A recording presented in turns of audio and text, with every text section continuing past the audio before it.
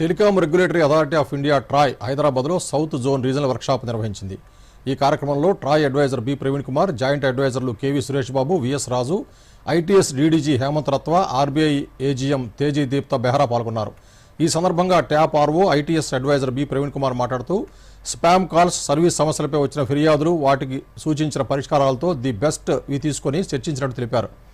ట్రాయ్లో నమోదైన వినియోగదారుల సంస్థల సామర్థ్యం పెంపు కోసం వర్క్షాప్ నిర్వహిస్తున్నట్టు వెల్లడించారు.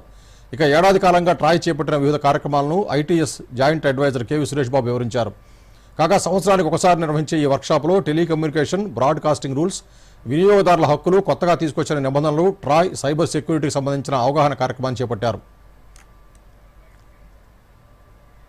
స్పామ్ కాల్స్ ఈ రెండు విషయాల్లో తీవ్రంగా పనిచేయడం జరుగుతుంది. ఇది మెయిన్ ఆబ్జెక్టివ్స్.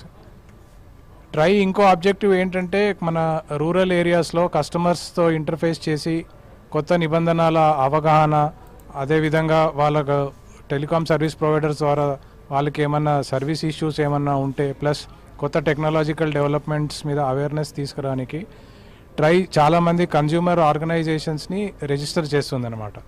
కొత్త నిబంధనలు, కస్టమర్ బెనిఫిట్కి తీసుకొచ్చిన నిబంధనలు ఇవన్నీ ఇక్కడ చర్చించుకొని బెస్ట్ ప్రాక్టీసెస్ ఏవైతే ఉంటాయో అవి షేర్ చేసుకొని